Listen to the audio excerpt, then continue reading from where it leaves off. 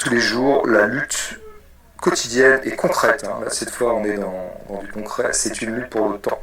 Et moi, j'ai perçu ça assez tôt, en fait. Intimement, j'ai été très très vite conscient, très très tôt dans ma vie, je pense, c'était un peu structuré autour d'une certaine angoisse d'ailleurs, mais que tout allait jouer sur le temps dans cette affaire. Qu'en fait, l'émancipation, c'était d'abord s'émanciper du temps imposé. Et c'était arracher du temps à soi au temps préquadrillé par la société. Et c'est très concrètement à ça qu'on a affaire, en fait, nous les individus. C'est arracher du temps. On nous impose des emplois du temps. À l'école, voilà. Après on arrive, les études, pareil, un emploi du temps. Et puis on arrive sur le monde du travail, et là, on vous impose une grille horaire, etc. Enfin, un emploi du temps, qui ne porte pas ce nom, mais qui est... Et alors, qu'est-ce qu'il vous reste comme temps à vous, quoi? Bon. Ça a été déjà mon vrai problème quand j'avais 20 ans. C'était comment est-ce que je vais réussir à gagner ma vie en gardant mon temps? Donc là, ça a été beaucoup de calculs de ma part, bon.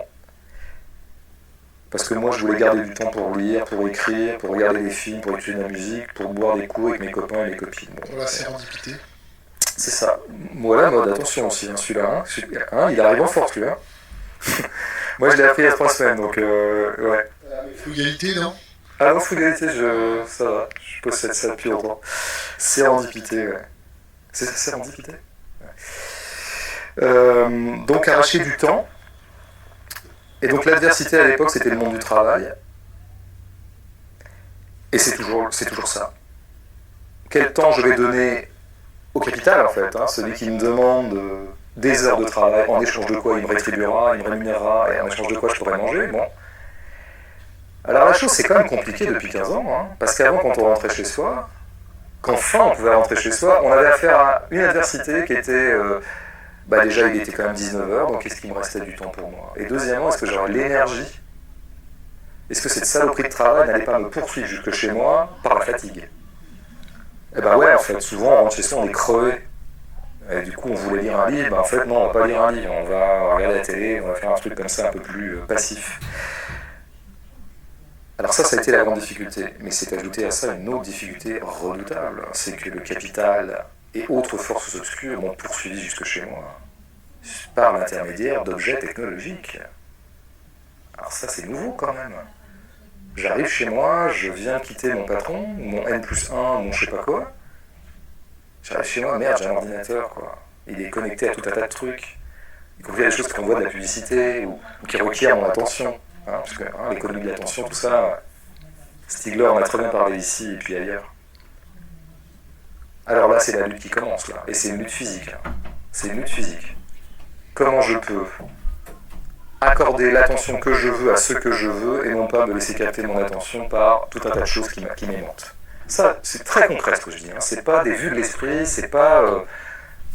Et moi, c'est une lutte concrète que j'ai. Alors moi, je viens du XXe siècle, hein, donc j'ai des armes pour ça. Je suis habitué à ce que j'appelle le métabolisme de la lecture, de l'attention longue portée à des objets comme un film qui fait 1h03, ou à un livre de Kafka qui demande 12 heures de lecture. Je suis habitué, mais même moi, je me vois parfois intoxiqué, et même moi, je me vois parfois aimanté par ces trucs-là. Donc je me dis que ça doit être d'autant plus redoutable pour des mecs qui viennent pas du XXe siècle comme moi, quoi. En tout cas, qui viennent pas du même siècle.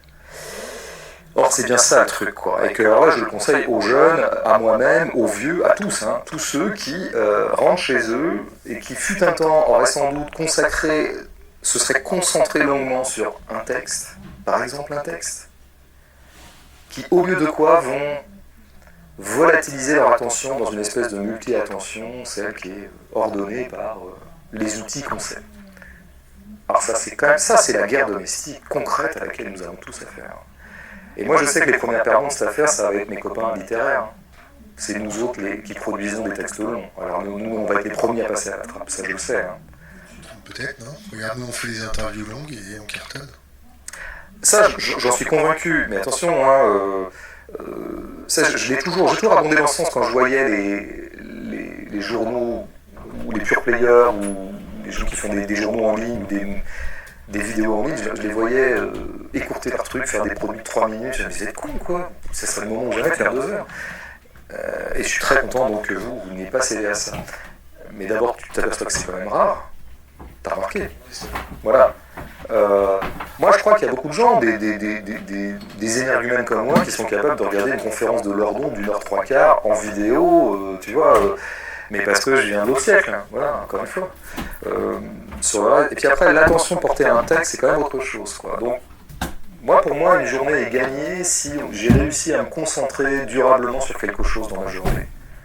Me concentrer durablement sur le même objet pendant 1, 2, 3, 4 heures dans ma journée. Est-ce qu'on a tous 1, 2, 3, 4 heures dans nos journées où on s'est concentré sur le même objet, c'est-à-dire un bouquin, un film, je ne sais pas, tel sujet qu'on explore. C'est ça quand même la guerre domestique qu'il faut qu'on mène tous là.